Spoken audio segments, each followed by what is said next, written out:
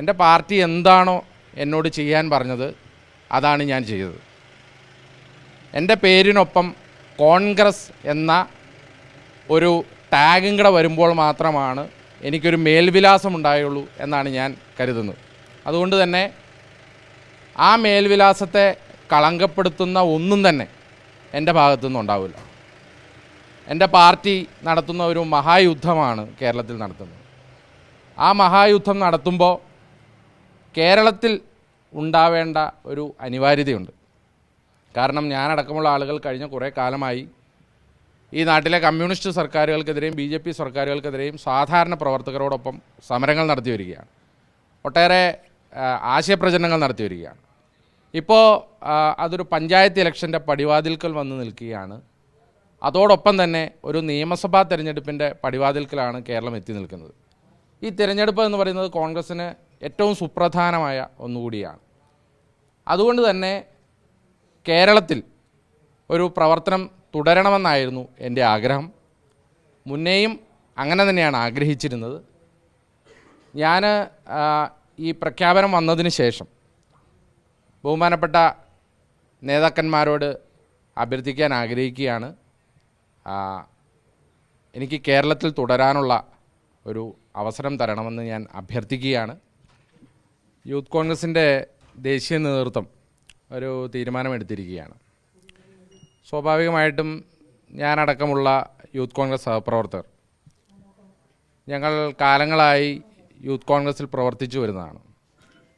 ഞാൻ യൂത്ത് കോൺഗ്രസിൻ്റെ ഒരു മണ്ഡലം സെക്രട്ടറി ആയിട്ടാണ് എൻ്റെ പൊതുപ്രവർത്തനം ആരംഭിക്കുന്നത്. പിന്നീട് KSU യൂണിറ്റ് പ്രസിഡൻ്റ് ആവുകയും NSUവിൻ്റെ ദേശീയ സെക്രട്ടറി വരെയായി. യൂത്ത് കോൺഗ്രസിൻ്റെ മണ്ഡലം സെക്രട്ടറി സ്ഥാനത്ത് നിന്ന് യൂത്ത് കോൺഗ്രസിൻ്റെ സംസ്ഥാന ഉപാധ്യക്ഷൻ വരെയായി.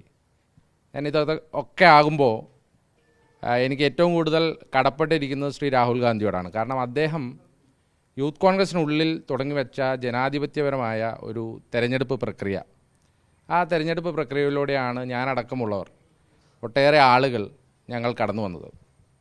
അതുകൊണ്ട് തന്നെ ആ തെരഞ്ഞെടുപ്പ് പ്രക്രിയയിൽ കഴിഞ്ഞ പ്രാവശ്യം മത്സരിക്കാനും ഏതാണ്ട് 1,70,000 വോട്ടുകൾ ലഭിക്കുവാനും എനിക്ക് സാധിച്ചു. അത് 2ാം സ്ഥാനത്ത് ആയി. അന്ന് തൊട്ട് ഇന്ന് വരെ ഒരു ഉപാധ്യക്ഷൻ എന്നുള്ള നിലയിലുള്ള ഏറ്റവും എന്നാൽ കഴിവിൻ്റെ പരമാവധിയുള്ള പ്രവർത്തനങ്ങളാണ് ഞാൻ നടത്തി വന്നത്. എൻ്റെ പാർട്ടി എന്താണോ എന്നോട് ആവശ്യപ്പെട്ടത് അത് സമരം ചെയ്യാൻ പറഞ്ഞപ്പോൾ സമരം ചെയ്തു, ജയിലിൽ പോകാൻ പറഞ്ഞപ്പോൾ ജയിലിൽ പോയി, കേസുണ്ടാക്കാൻ പറഞ്ഞപ്പോൾ കേസുണ്ടാക്കി, TV യിൽ പോകാൻ പറഞ്ഞപ്പോൾ അവിടെ പോയി.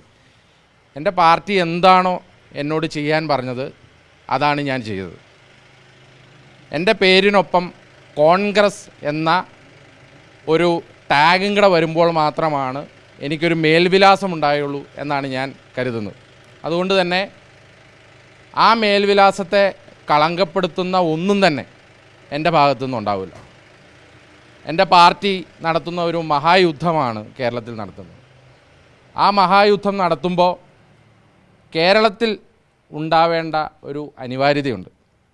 കാരണം ഞാനടക്കമുള്ള ആളുകൾ കഴിഞ്ഞ കുറേ കാലമായി ഈ നാട്ടിലെ കമ്മ്യൂണിസ്റ്റ് സർക്കാരുകൾക്കെതിരെയും BJP സർക്കാരുകൾക്കെതിരെയും സാധാരണ പ്രവർത്തകരോടൊപ്പം സമരങ്ങൾ നടത്തി വരികയാണ്. ഒട്ടേറെ ആശയപ്രചരണങ്ങൾ നടത്തി വരികയാണ്. ഇപ്പോൾ അതൊരു പഞ്ചായത്ത് ഇലക്ഷൻ്റെ പടിവാതിൽക്കൽ വന്ന് നിൽക്കുകയാണ്. അതോടൊപ്പം തന്നെ ഒരു നിയമസഭാ തെരഞ്ഞെടുപ്പിൻ്റെ പടിവാതിൽക്കലാണ് കേരളം എത്തി നിൽക്കുന്നത്. ഈ തിരഞ്ഞെടുപ്പ് എന്ന് പറയുന്നത് കോൺഗ്രസ്സിന് ഏറ്റവും സുപ്രധാനമായ ഒന്നുകൂടിയാണ്. അതുകൊണ്ട് തന്നെ കേരളത്തിൽ ഒരു പ്രവർത്തനം തുടരണമെന്നായിരുന്നു എൻ്റെ ആഗ്രഹം. മുന്നേയും അങ്ങനെ തന്നെയാണ് ആഗ്രഹിച്ചിരുന്നത്.